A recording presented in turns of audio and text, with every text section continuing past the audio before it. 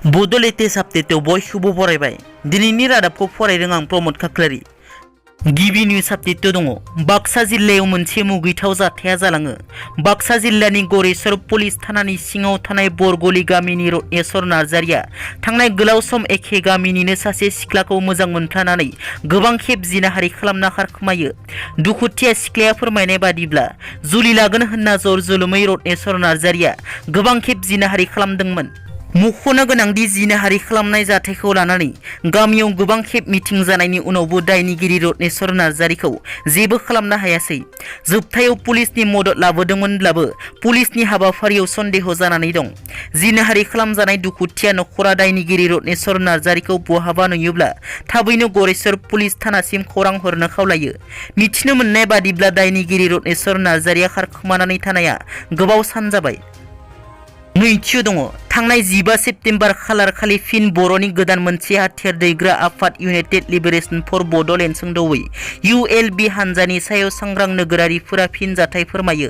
गोदानै दाजानाय ULB आफादनि सायाव दिनै क'क्राझाराव कंग्रेसनि दैदेनगिरि मजाहुरुल इस्लामआ बुङो दि थांनाय 2020 मायथाइनि 27 जानुवारियाव NDPनि मोनब्रैबो हानजा इप्सु आरो UBPOजों बर'नि थामथि गोरोबथा बिटिआर गोरोबथानि उनावबो फिन हाथियार लानानै सोमावसारनो ओंखारबोनाय थासारिया जोबोद दुखुनांथाव होनना फोरमायो। थामथियाव दङ। NDP NLPनि उनाव बर'नि गेजेराव फिन हाथियार दैग्रा ULB आफादनि जोनोम मोननायखौ चिरां जिल्लानि बारग' NDP DOफ्रि बिथाङा बरायनानै बुङो दि दिनै ULB आफादा ओरैनो ओंखाराखै। बिथांमोना रोखा रोखा फोरमायदों बेबो मोनसे रोखाखा बर'आ दावहा नांग्रा हारि आरो जाहाथे बिथांमोना थाबैनो फैफिना। जाय हारियाव नांग्रा आफाद गैया बे हारिया सिनायथि गैया। बेजों लोगोसे बिथाङा गोबां बाथ्रा बुङो आरो बिथांनि फारसेनिफ्राय आबुं सापर्ट दं होनना फोरमायो। ब्रैथियाव दङ। आसामनि केबिनेट मन्त्रि युजित ब्रह्म बिथाङा दिनै चिराङाव दावबायना काजलगाव गोजौ फरायसालियाव mega model covid vaccination centre बेखेवो। बे बेखेवनाय हाबाफारियाव बाहागो लानानै बर'नि गोदान जोनोम मोननाय हाथियार दैग्रा आफाद ULBनि सायाव बेरफ्रुसार बिबुंथि लाखियो। बिथाङा बुङो दि सोर बेफोरबायदि सोर नाम लानानै फोसावलाबायदों। किन्तु बेयावनो आंनि मोनसे खावलायनाय। दाखालिसो मोनसे NLP जोनोम जादोंमोन।